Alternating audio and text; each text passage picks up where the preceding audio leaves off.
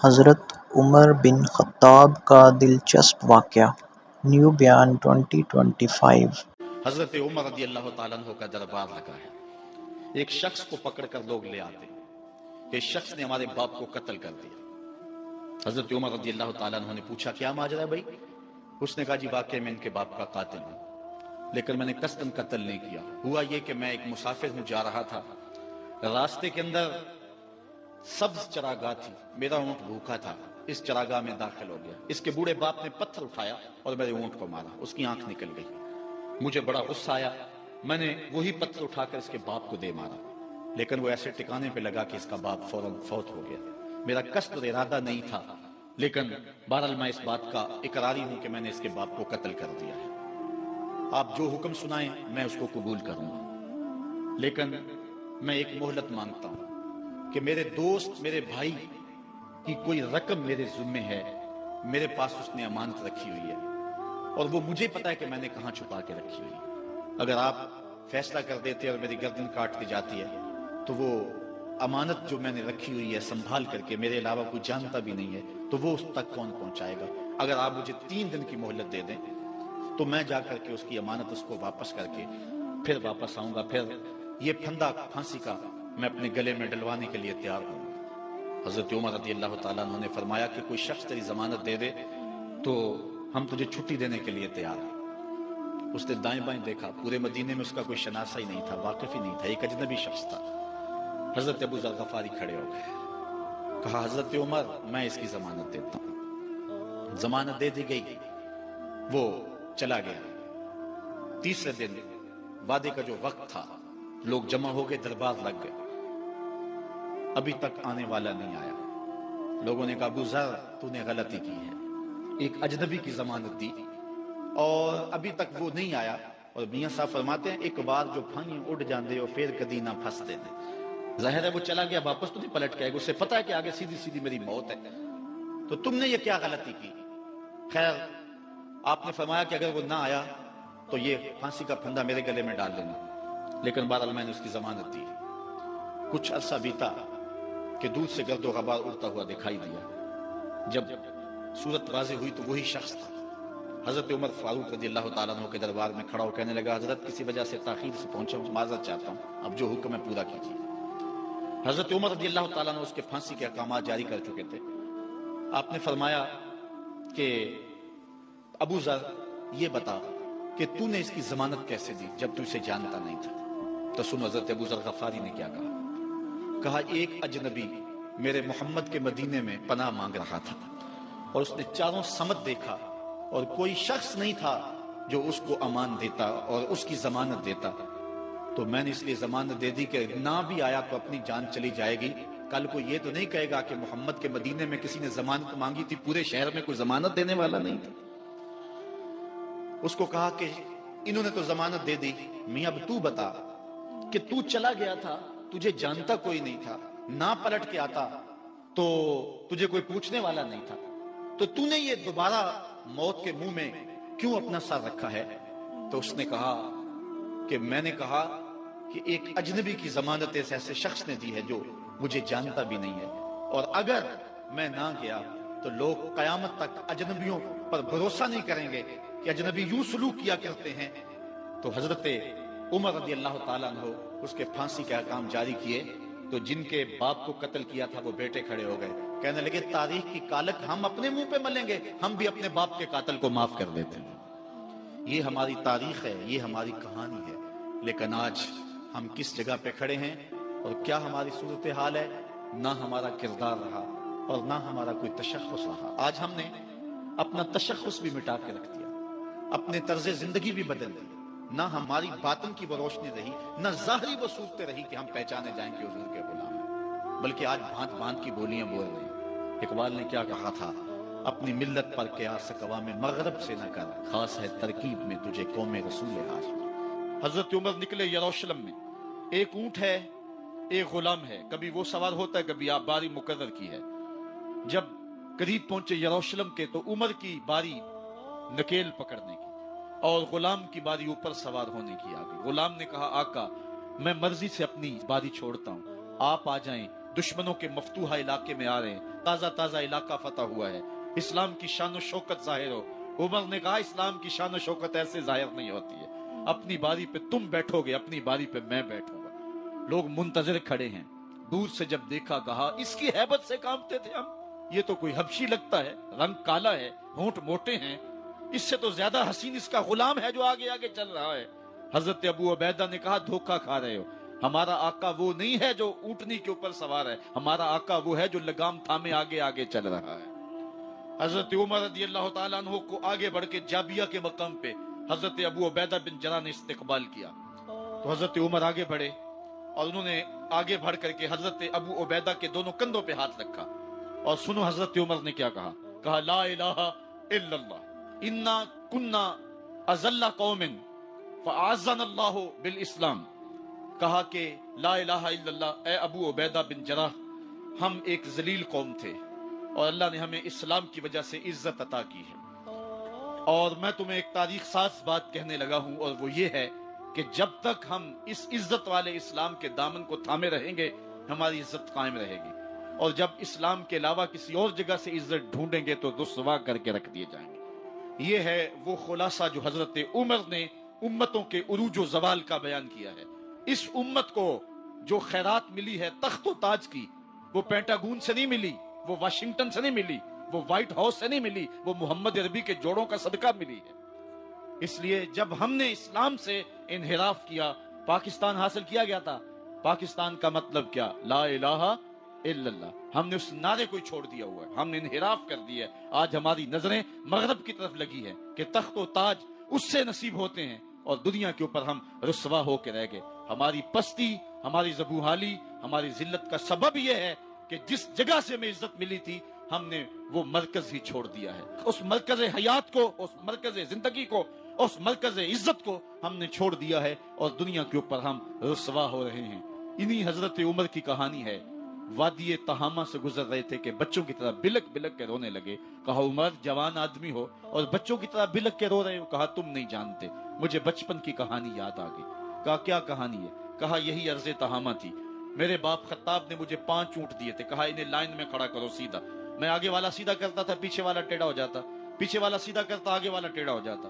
میرے باپ خطاب نے مجھے بڑا مارا۔ کہا ایک عرب کے بیٹے ہو کے تم سے 5 اونٹ لائن میں کھڑے نہیں ہوتے؟ کہا ایک زمانہ عمر پہ وہ تھا کہ اس سے 5 اونٹ لائن میں کھڑے نہیں ہوتے تھے، اور آج شرق سے لے کر غرب تک 23 لاکھ مربع میل کی حکمرانی اور انسان بھی لائن میں کھڑے ہیں۔ یہ محمد عربی کے جوڑوں کا صدقہ نہیں ہے تو اور کیا ہے؟ عمر سے تو 5 اونٹ لائن میں کھڑے نہیں ہوتے تھے۔ تو یہ عزتیں، یہ تخت و تاج، یہ حکومتیں ہمیں حضور کی دہلیز سے ملی۔ جب ہم نے اس دہلیز کو چھوڑ دیا تو دنیا کے اوپر رسوا ہو گئے اور ذلیل کر کے رکھ دیے گئے۔ ہماری اخلاقی پستی اور زبوحالی نے ہم کو کہیں کا نہیں چھوڑا ہے۔ دامن رسالت ماب کو چھوڑ دیا ہے، پھر رسوائیاں مقدر نہیں ہوں گی تو کیا ہوں گی؟ آئیے ابھی بھی موقع ہے، توبہ کا دروازہ بند نہیں ہوا، رب سے بھی معافی مانگ لیں، گنبد خضرا کے مکین کے حضور بھی ہاتھ جوڑ کے کہیں چھوڑ کے آپ کا دامن رحمت، آقا ہم سے بھول ہوئی، کھو دی اپنی قدر و قیمت، آقا ہم سے بھول ہوئی، دیکھ ہماری آنکھ بچولی، اپنے سینے اپنی گولی، بھول گئے ہم در سے اخوت، آقا ہم سے بھول ہوئی، دنیا کے ٹھکرائے ہوئے ہیں تیرے در پہ آئے ہوئے ہیں، کھول دے اپنا باب رحمت، آقا ہم سے بھول ہوئی۔ عبداللہ بن عمر اور عبید اللہ بن عمر بصرہ سے گزر رہے تھے ایک جنگ سے واپسی پر، تو حاکم بصرہ نے آپ کو کچھ پیسے دیے کہ یہ مال غنیمت میں جا کے جمع کروا دینا، اور پھر خود ہی مشورہ دیا کہ عراق کے اندر فلاں فلاں چیز بہت سستی مل جاتی ہے اور حجاز میں ان چیزوں کی قیمت زیادہ ہے، تو اگر آپ ایسا کر لیں کہ یہ ان پیسوں سے خرید لیں اور جا کے مدینہ المنورہ میں فروخت کر دیں تو جو زائد پیسے آپ کمائیں گے وہ آپ کے ہوئے، اور یہی اشرفیاں جو میں نے دی ہیں آپ کو، اتنی اشرفیاں بیت المال میں جمع کروا دینا، تم نے محنت کی ہوگی، تجارت کی ہوگی، تو جتنے بچیں گے وہ آپ کے ہوں گے۔ تو انہوں نے کہا بہت اچھا، وہاں سے مال خرید لیا، مدینہ المنورہ میں آ کے بیچ دیا، جتنی اشرفیاں انہوں نے وہاں سے دی تھی بیت المال کے لیے اتنی بیت المال میں جمع کروا دی۔ حضرت عمر رضی اللہ تعالیٰ عنہ کو پتہ چلا، بیٹوں کو بلایا، کہا کہ سنا ہے تم نے کوئی کمائی کی ہے؟ کہا جی ہم نے تو تجارت کی اور جو مال لیا تھا اتنا مال بیت المال میں جمع کروایا ہے۔ کہا تم بیت المال کے پیسوں پر کمائی کی ہے، وہ پیسے بھی تمہیں بیت المال میں جمع کروانے پڑیں گے۔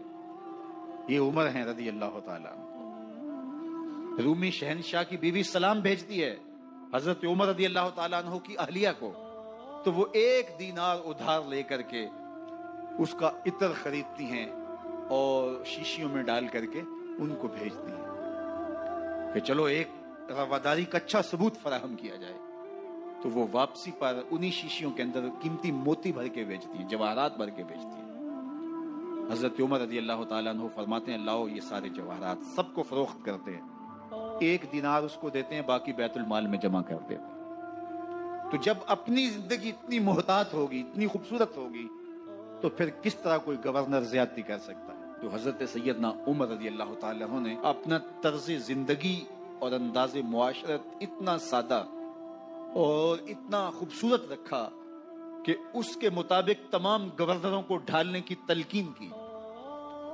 آپ جب بھی کسی شخص کو بطور گورنر اس کا تعین کرتے تو اس کو یہ نصیحتیں کرتے، ایک ترکی گھوڑے پہ سوار نہیں ہوں گے، باریک کپڑا نہیں پہنیں گے، اور انچنے آٹے کی روٹی کھائیں گے، مکان کا دروازہ نہیں لگائیں گے، کوئی حاجب نہیں رکھیں گے، چوکیدار نہیں رکھیں گے، بواب نہیں رکھیں گے، جو تمہارے تک پہنچنا چاہے ڈائریکٹ پہنچ جائے۔ اللہ اکبر۔ اور پھر جب کسی کو متعین کیا جاتا اس کی جائیدادیں لکھ لی جاتی کہ اس کے پاس کتنی جائیداد ہے، وہ حساب اپنے پاس رکھتے، اور جب وہ معزول ہوتا یا اس کا وقت ختم ہوتا تو آپ دیکھتے کہ اب اس کے پاس جائیداد کتنی ہے۔ اگر وہ جو پہلے آپ نے اپنے پاس ریکارڈ رکھا ہوتا اس سے جائیداد اس کی زیادہ ہوتی تو حضرت عمر بقیہ جائیداد بیت المال میں جمع کرتے۔ اللہ اکبر۔ اور یہ کیسے تھا؟ گورنر بول نہیں سکتا تھا، اس لیے کہ حضرت عمر کی اپنی بود و باش بھی اسی طرح کی تھی، اپنا طرز زندگی بھی اسی طرح کا تھا۔ مال غنیمت میں بہت ساری چادریں آتی ہیں جو سب کو تقسیم کر دی جاتی ہیں۔ خطبہ جمعہ دینے کے لیے آئے تو ایک شخص کھڑا ہو گیا، عمر خطبہ بعد میں سنیں گے، پہلے یہ بتائیں کہ یہ جو تم نے قمیض پہنی ہے یہ کہاں سے آئی؟ مال غنیمت کے اندر جو چادریں آئی ہیں سب کے حصے میں ایک ایک چادر آئی، آپ دراز قد ہیں، ایک چادر سے قمیض نہیں سل سکتی، تو آپ کی قمیض کہاں سے آئی؟ پہلے اس سوال کا جواب دے دیجئے، پھر خطبہ سنیں گے۔ اللہ اکبر۔ آپ کے بیٹے کھڑے ہوتے ہیں، کہا ایک چادر سے میرے باپ کی قمیض نہیں بنتی تھی، میں نے اپنے حصے کی چادر بھی اپنے باپ کو پیش کی ہے۔ اس نے کہا اب سناؤ، اور ہم سنتے ہیں۔ یہ ہے حضرت عمر رضی اللہ تعالیٰ عنہ کی اپنی ذاتی زندگی۔ ایاز بن غنم کے بارے میں یہ پتہ چلتا ہے کہ وہ موٹے کپڑے نہیں باریک کپڑے پہنتا ہے۔ اس نے گھر کے دروازے پر بواب بھی رکھا ہوا ہے، چوکیدار بھی رکھا ہوا ہے۔ تو حضرت عمر رضی اللہ تعالیٰ عنہ محمد بن مسلمہ کو بھیجتے ہیں، محمد بن مسلمہ جاتے ہیں اور جا کے تحقیق کرتے ہیں تو ایسا ہی پاتے ہیں، تو ان کو وہیں گرفتار کر کے لے آتے ہیں اور حضرت عمر کے دربار میں پیش کیا جاتا ہے۔ چھڑی اس کے ہاتھ میں دے کر فرماتے ہیں جاؤ تم بکریاں چرایا کرو، تم گورنری کے لائق نہیں ہو۔ ایک گورنر کو بکریاں چرانے پہ لگا دیتے ہیں اس لیے کہ تم نے ان اصولوں سے، ان ضابطوں سے انحراف کیا ہے جو ایک سلطنت کے ذمہ دار کے لیے لازم اور ضروری ہیں۔ دور موجود کے حکمرانوں کو، چاہے وہ عرب کے حکمران ہوں چاہے وہ عجم کے حکمران ہوں، اگر وہ اسلام کا نام لیتے ہیں تو انہیں اپنے اعمال کا جائزہ لینا ہوگا کہ ہم کھڑے کہاں ہیں۔ حضرت عمر بن عبدالعزیز جو کہ اموی خاندان کے چشم و چراغ تھے، لیکن ان کا مزاج سب سے ہٹ کے تھا، انوکھا اور نرالا تھا۔ سلیمان نے ساری زندگی تخت و تاج کی بسر کرنے کے بعد سوچا کہ میں ان کو اپنا نائب بناؤں۔ تو خیر جب ان کا انتقال ہوا تو لوگ دمشق کی جامع مسجد میں جمع ہوئے اور وصیت نامہ پڑھا گیا۔ تو حضرت عمر بن عبدالعزیز کھڑے ہوئے، فرمائے لوگوں نہ تو میری منشا تھی کہ مجھے خلیفہ بنایا جائے اور نہ مجھے اس بات کا علم تھا، یہ میری منشا اور آپ لوگوں کی مشاورت کے بغیر کیا گیا ہے، میں اس سے دستبردار ہوتا ہوں، آپ جس کو چاہیں اپنا خلیفہ مقرر کر لیں۔ تو لوگوں نے کہا آپ ہی ہمارے امیر ہیں، آپ ہی ہمارے خلیفہ ہیں۔ تو آپ نے فرمایا کہ جب تک اللہ کی اطاعت کرتا رہوں تب تک تمہارا خلیفہ رہوں۔ اور پھر آپ نے حکم نامہ جاری کیا کہ میری جتنی جائیداد ہے ساری بیت المال میں جمع کروائی جائے۔ اور جتنے بھی امی شہزادے تھے ان کی جائیدادیں جو انہوں نے لوگوں کے ضبط کی ہوئی تھی سب کو بھاگ کے سرکار ضبط کرنے کا حکم نامہ جاری کیا۔ مسجد سے باہر نکلے تو آپ کے لیے شاہی سواری لائے گی، فرمایا میرا خچر کافی ہے میرے۔ گھر پہنچے تو اپنی بیوی فاطمہ بنت عبد الملک سے کہا، جو بادشاہ کی بیٹی ہے، بادشاہ کی پوتی ہے اور 4 بادشاہوں کی بہن ہے، ناز و نعم میں پلی ہوئی ہے، کہا اگر میرے ساتھ تم رہنا چاہو تو تمہیں اپنے سارے زیورات، زر و جواہر، سارا مال بیت المال میں جمع کروانا ہوگا اور فقیرانہ زندگی بسر کرنا ہوگی۔ اب اس پاک باز خاتون نے کہا کہ میں اس کے لیے تیار ہوں، میں فقیری کی زندگی کو ترجیح دیتی ہوں۔ اب حضرت عمر رضی اللہ تعالیٰ عنہ نے صرف 2 سال 5 ماہ اور کچھ دن حکومت کی اور 3 بر اعظموں پر سلطنت اسلامیہ پھیلی ہوئی تھی، اور آپ روتے تھے کہ ان لوگوں کا حق بھی میرے اوپر بلا مطالبہ ہے جو دنیا کے کسی بھی خطے کے اوپر اس سلطنت کی حدود میں بستے ہیں۔ عید کا موقع آیا، عیدگاہ میں جب لوگ ایک دوسرے کو مل رہے تھے تو امیر المومنین کے بیٹوں کے کپڑے خستہ تھے، پرانے تھے، پیوند لگے ہوئے تھے، تو آپ نے اپنے بیٹوں سے کہا کہ تمہیں شرم تو آ رہی ہوگی کہ امیر المومنین کے بیٹے ہو کے تمہیں ڈھنگ کا لباس بھی دستیاب نہیں ہے۔ تو آپ کا ایک بیٹا عبد الملک بن عمر بن عبد العزیز جو آپ کی زندگی میں انتقال کر گیا تھا، اس نے کہا ہمیں اس بات پہ فخر ہے کہ ہمارے باپ نے خیانت نہیں کی ہے، ہمارا باپ دیانتدار ہے۔ جب گھر آتے ہیں تو آپ کی بیٹیاں آپ کو عید مبارک کہتی ہیں، آپ سے ملتی ہیں، لیکن منہ پہ کپڑا دھرا ہوا ہے۔ تو حضرت عمر رضی اللہ تعالیٰ عنہ عمر بن عبد العزیز بولتے ہیں کہ بیٹی آپ نے چہرے کے اوپر کپڑا کیوں رکھا ہوا ہے؟ تو وہ کہتی ہیں ہم نے کچے پیاز سے آج کھانا کھایا ہے، تو اس لیے ہم نے کپڑا رکھا ہے کہ آپ اس کی سمیل محسوس نہ کریں۔ تو حضرت عمر بن عبد العزیز رو پڑتے ہیں اور فرماتے ہیں کہ کس باپ کا جی نہیں چاہتا کہ میری اولاد آسودہ ہو، لیکن میں آخرت سے ڈرتا ہوں۔ حضرت عمر بن عبد العزیز رضی اللہ تعالیٰ عنہ کے 2 سال 5 ماہ اور چند دنوں کے اندر ایسا عدل پھیلتا ہے کہ لوگ کہتے ہیں ہمیں لگتا تھا آسمان اور زمین کے درمیان ترازو گاڑ دیا گیا ہے، ہر شے پوری پوری تولی جا رہی ہے، اور اتنی خوشحالی آتی ہے لوگ زکوٰۃ کے پیسے لے کے نکلتے ہیں، کوئی زکوٰۃ لینے والا نہیں ملتا۔ ایک علاقے کے لوگ حضرت عمر بن عبد العزیز کو خط لکھتے ہیں کہ حضرت زکوٰۃ کا کیا کریں؟ فرمایا غریبوں کو دے۔ کہا کوئی غریب رہا ہی نہیں، تو کہا کہ اچھا آپ اس طرح کریں کہ جن کی شادیاں نہیں ہوئی ان کا مہر ادا کر کے شادیاں کروا دیں۔ تو وہ جواب میں لکھتا ہے یہ بھی ہو چکا۔ تو کہا لوگوں کو قرضہ دے دیں، کہا کسی کو قرضے کی ضرورت ہی نہیں ہے۔ تو پھر فرماتے ہیں اچھا غیر مسلموں کو قرضہ دیں تاکہ وہ کھیتی باڑی کر کے زراعت کے کام کو بڑھائیں۔ یہ عمر بن عبد العزیز پر عدل پھیلا، نور پھیلا، روشنی پھیلی، شہزادگی کی زندگی سے ایک دم اپنے آپ کو ایک چھوٹے سے کٹیا کے اندر محدود کر دیا۔ اللہ اکبر۔ حضرت عمر بن عبد العزیز رضی اللہ تعالی عنہ مسلمانوں کے نامور خلیفہ ہے، اور ان کو ان کے عدل، ان کے انصاف، ان کی سادگی اور ان کی زندگی کے اس خوبصورت طرز کی وجہ سے عمر ثانی کہا جاتا ہے۔ اگر یہ بیان آپ کے دل کو چھو گیا ہو تو ہمارے چینل دلکش اسلام کو سبسکرائب کریں اور بیل آئیکن ضرور دبائیں تاکہ ہماری ہر آنے والی نئی ویڈیو سب سے پہلے آپ تک پہنچے۔ Thanks for watching.